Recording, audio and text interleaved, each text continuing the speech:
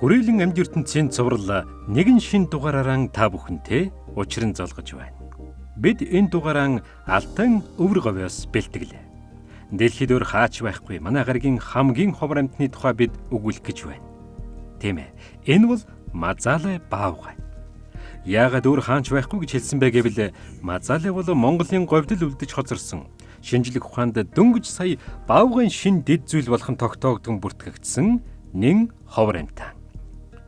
Мазалайн удам зүйн судалгааг дэлхийн тэргүүлэг эрдэмтдтэй хамтран хийж Монголоос өөр хаанч байхгүй дэд зүйл гэсэн дүгнэлтэнд хүрээд байгаа юм аа. За судлаачдын судалгааны дүн мэдээнээс ингээд аваад үзэх юм бол одоо говийн их дархан цаад газрын А хэсэгт 18,000 км² нутагт 30 орчим Баавгай байна гэсэн юм судалгааны дүн гарсан байгаа. Энэ говь цөлийн одоо ус хомос эцэгтэй жээл цэрэг ийм одоо нөхцөлд Мазалай амьдрна гэдэг бол үнэхээр одоо хүнд нөхцөлийн хувьд бол одоо цөлийн нөхцөл гэдэг бол үнэхээр хүнд. Тийм учраас бус Баавгайн зүйлүүдээс ялгагдах онцлогтой. Мазалайг бас яагаад манай гаригийн хамгийн ховор амьтан гэж байгаагийн учрыг одоо тайлж хэлье. Улаан номдох Мазалайн тоог харвал 1960 онд 15-аас 20 толгой, 1970 онд 20 гаруй, 1980 оны эхээр 25-аас 30, 1980 оны сүүлчээр 50-аас 60, 1990 оны эхээр 30 гаруй толгой байсан байна. Хамгийн сүүлд 2011 оны байдлаар доод тал нь 22-оос 31 бодгал байна гэж үздэг.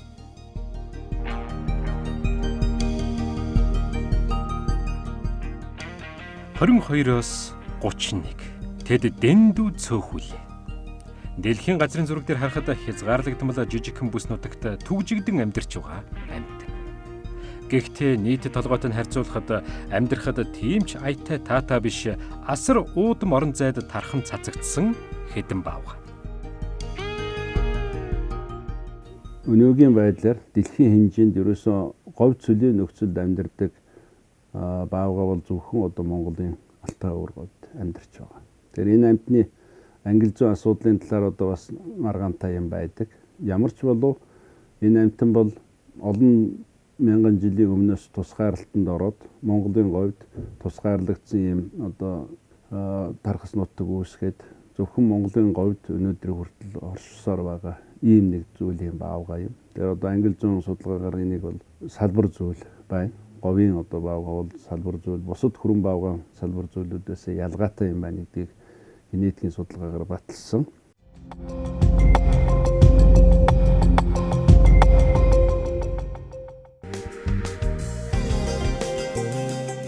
Дэлхий дээр Баавгайн овогт хамаарах 8 зүйлийн Баавгай тархжээ. Монголд хүрэн Баавгай ба говийн Баавгай Мазалай гэсэн хоёр дэд зүйл бий.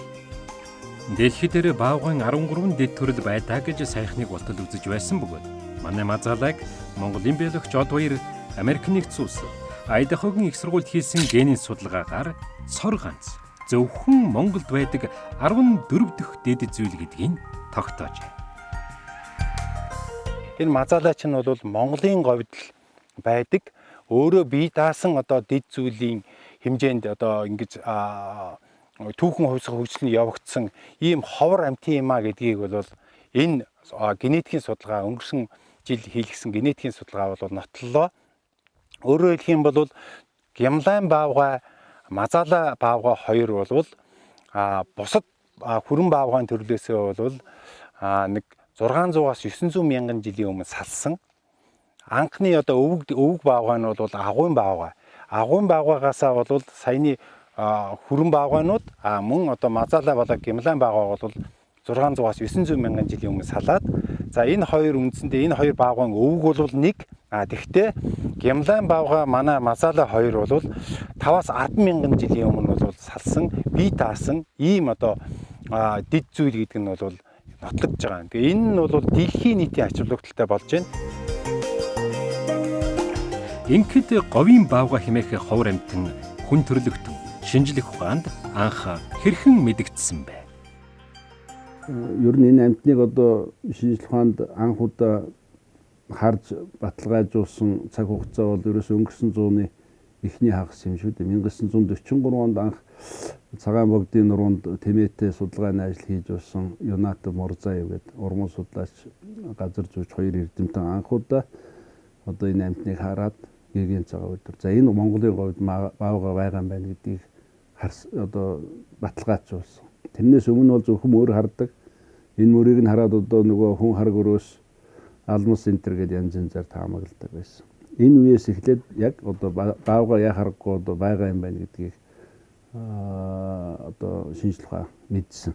Тэгэхээр энэс хойш одоо 70 орчим жил өнгөрч шүү дээ. Энэ хугацаанд одоо Мазалаг бас олон удаа хараад үзээд сүйд болсон юм бол байхгүй. Ягаад гэхээр энэ амьтан бол нуугдмал амьдралтай, шөнийн амьдралтай. Тэгээ одоо цөөхөн толгойтой үйлдсэн учраас харагдах үзэгдэх боломж бага.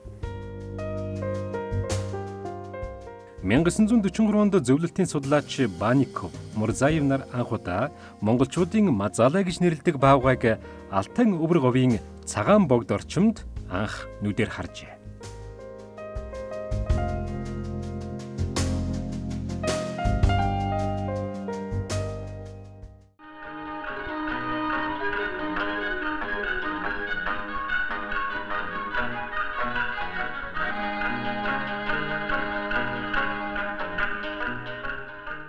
(1966 оны 10 дугаар сарын 2). Энэ өдөр Монголын байгалийн баримтат киноны эцэг гэгддэг урт насан цагаан богд уулын орчим цовлуурын ууланд анх удаа Мазалын дүрсийг кино хальсанд буулгасан юм.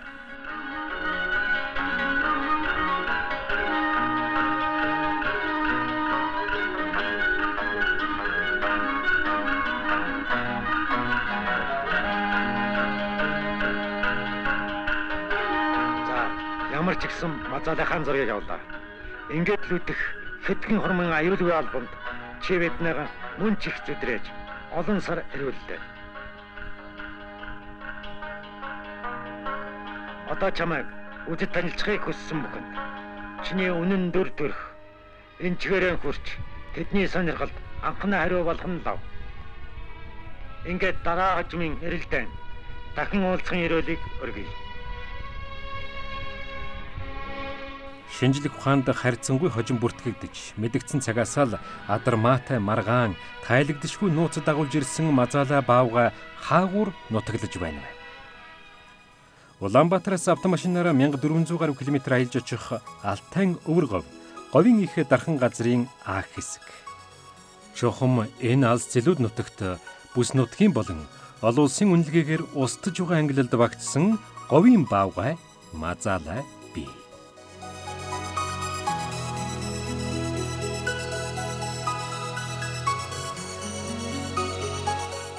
Алс зэлүүд гэдэг нь зэрлэг амьтдын хамгийн том дайсан болсон хүний хөлөөс алс гэсэн үг. Чухам тийм л учраас Баян хонгор, Говьалтай урдуур Монгол хятадын хэл дагуу энэ бүс нутагт буюу говийн их дархан газрын А хэсэгт Мазалагаас гадна дэлхийд хувирсан хавтгай тэмээ, Монгол хулан адуу, хар сүлт, Монгол бүхэн, аргал хонь, янгир ямаа нутагладаг юм. Алтай өвөр говийн шинжлэх ухааны хэлээр бол Төв Азийн хэд гандуу цөлийн бүсээ. Айл хунар нутаглаж, аж ахуй эрхлэх нь битгий хэл. Амьд амтэн оршин байх нь шалгарал төвчээр шаардсан цөл. Хөрсний температурын үнэмлэхгүй бага нь хасах 38, үнэмлэхгүй их нь нэмэх 76 хэм хүрдэг сарны гадаргуу шиг нутаг. Жил дундаг хур тундасны хэмжээ нь Монгол орны дунджаас 3, бүр 4 дахин бага. Мазала өөр хаанч биш. Эристис энэ их цөлд хэдүүлхнэн үлдэж хоцорчээ.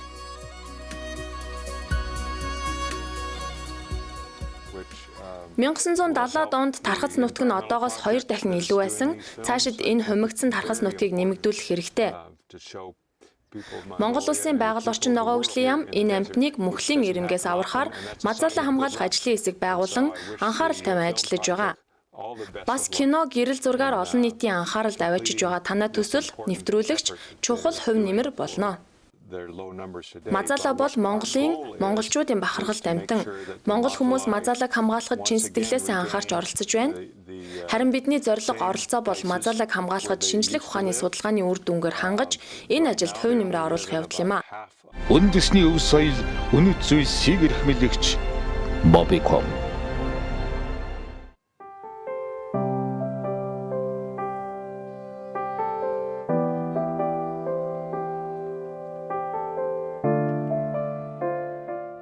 Идэж тижэл хомс, эрсдэс уур амьсгалтай их цөлд үлдэж хоцорсон энэ баавга тэгээд хэн юм? Яаж амьдрдаг юм бэ? Энд тэд яагаад үлдэж хоцорсон хэрэг вэ? Судлаачдын олон жилийн судалгааны дүнд Мазаалайн гол нутагшил нь Аж богд, Цагаан богд, Захуй Зармангийн Баян бүрд, Ээж хайрхан, Идрэнгийн нуруу, Тост, Нэмэгт уул, Сэгс цагаан богд гэж тогтоожээ. Нэгтлээс магадгүй Алтай уур говийн одоо тэр говийн Тяншаан гэж яригддаг Атс богд, Шар усны нуруу, Цагаан богдын нуруу одоо хөлийн одоо ойрхон байгаа энэ уулсын системд л одоо үндсэндээ өнөөдөр Мазаала баавга үлдэж хоцорсон байна. Энд байгаа хэдэн одоо Баян бүрд ус цэгүүдийг бараадад энэ амт амьдардаг. Ер нь бол одоо уур амьсгалын зөөлөн дулаанхан байх үед одоогоос нэг 4000 гаруй жилийн өмнө одоо говь одоо саван маягтай тийм чиглэг дулаан уур амьсгалтай хаа сайгүй одоо тэр одоо тоороо босод одоо модны төгөл байсан энэ үед үеийн амтан бөгөөд одоо уур амьсгалын өөрчлөлтөд явцад одоо ингээд тусгаарлагдаж энэ Баян бүрдүүдийг бараадаж үлдсэн юм реликт амтан гэж одоо судлаачид дүгнэдэг. Тэгэхээр ямар ч байсан энэ амтан бол одоо ус чигтэй газрыг бараадаж байгаа. Тэгэхээр энэ амтны амьдрал тохиромжтой одоо тийм боломжтой газар нутг нь бол харьцангуй одоо тэр говийн цөөхөн Баян бүрдүүд л байна л дээ.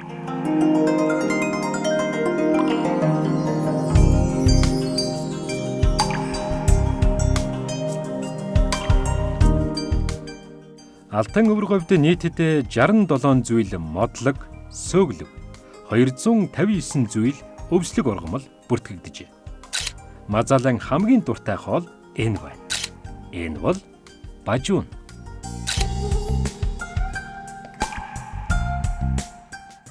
Хамгийн дуртай харамгийн жимс нь намар ид сайхан боловсрч, идсэн Мазаалайн хотоодонд иссэн айраг шиг болно. Харамгтай халсан Мазаалаа агсам согтуу тавьдаг ч гэдэг хөгжилтэй байгаа. Мазаалаа бажууны үндсээс гадна харамгийн үндэс, жимс, хулс, зээргэн, сухайн навчис зэрэг ургамлаар хооллоно. Бас говь цөлийн шавж хорхой, гөрвөл зэрэг жижиг амтны сэг зэргийг түүж иддэг. Гэхдээ Мазаалайн дуртай хоол хангайн хүрэн баавгаан идэж шиг эн тэндгүй алагдаж байхгүй мэдээж л дээ. Мазаалаа бол элдв идэгчтэн амьтан. Хангайн хамаатан болох хүрэн баавгаатай харьцуулахад түүний хүнсэнд ургамал хавьгүй илүү. Багцаагаар 70% нь ургамал бол үлдсэн 30% нь амьтны гаралтай идэж. Идэж тижэл үгүй өвлийн цагт агуй нүхэнд ичээл. Агуй ичээл үгүй нөхөр гэдэг л да. Иймэрхүү яах вэ? Буцаа юм хаашаа харсан юм одоо тийм гоо агуй шиг байна. Ийм юм руу юм дэвшэл орж ивчих л да. Өвс сүрэл мөрөл зэгс мэгс дэвсгүү тий. Өвдөө зүйл. Яа тэр боцтол гарсан. Яг ингэ битүү яагаад гам. Тийм Орсын шинж бол алга байна шүү дээ тий. Цаад ороод сэтчээс магадaltaй юм аа. Мазаалаа бол дэлхийн дулаарлын горыг хамгийн их хамсаж угаантай. Өнгөрсөн жилийн өвөл шиг цас багтай, дэндүү дулаахан үед говийн Баян бүрдүүд ширгэн алга болж, үлдсэн ганц нэг хэм болог дээр ам гарахын төлөөх хүнд тэмцэл том драм өрөндгийг хэн мэдэх вүлээ. Аргал, хар сүлд, хулан, эцсийн хүчээ шавхан байж эвэр туруугараа нимгэн мүсийг маажилсан улмрыг бид харж байна. Тогооны амсар шиг жижигхэн энэ задгаа усан дээр хэн цугладаг гэж харагтун.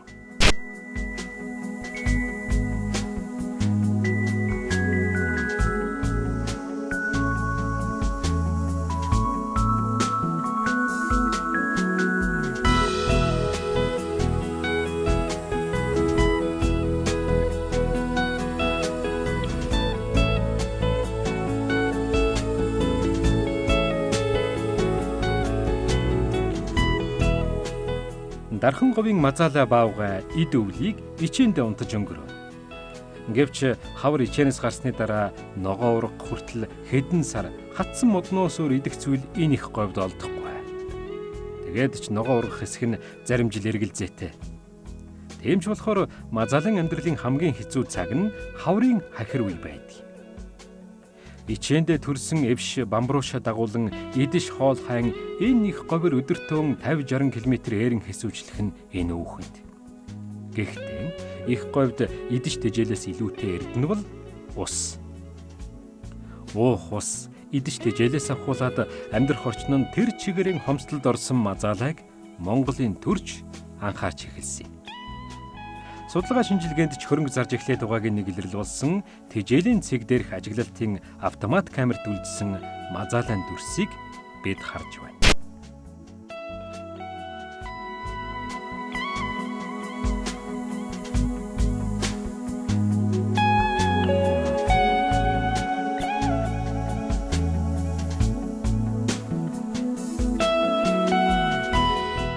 Хар саар байж, мэдсээр байж дэлхийд өөр хаанч байхгүй энэ ховор зүйл Баавгайг устж мөхөхийн харсан хүн төрлөختний сүүлчийн үе нь монголчууд болох ёсгүй.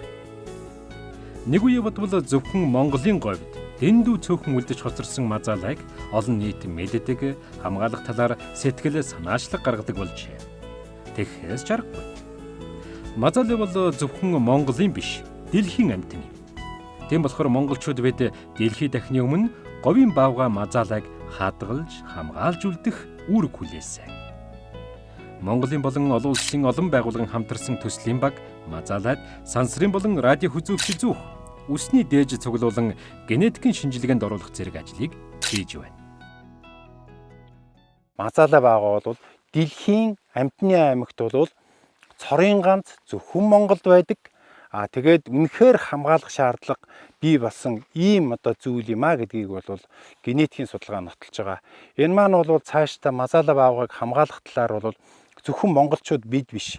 Дэлхийн нийт энэ амьтныг хамгаалах талаар үнэхээр ажил хийх шаардлагатай гэдгийг бол харуулж өгж байгаагаар маш их ач холбогдолтой ийм арга хэмжээ судалгааны ажил болсон. Тэгээд нэг чухал юм бол Монголын олон нийт хэвлэл мэдээллийн байгууллага, бизнесийн байгууллагын бол Мазаалай хамгаалах талаар маш их санаачлага өрнүүлж байгаа. Энд бол Монголын төр засгийн байгууллагууд, судлаачид маш их баяртай байгаа. Үндэсний өв соёл, үнэт зүйл сийг эрхмэлэгч Bobby.com.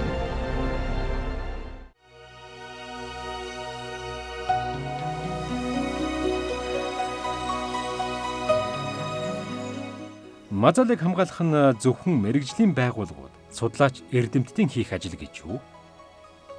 Доктор Рейнольдсын хэлснээр олон нийтэд таниулж, сурталчилж, тэдний анхаарал хамгаалалд аваачих нь хамгааллын бас нэгэн чухал арга хэрэгсэл юм. Яг ийм уриалгыг манай харилцаа холбооны салбарынхан дэвшүүлж байна.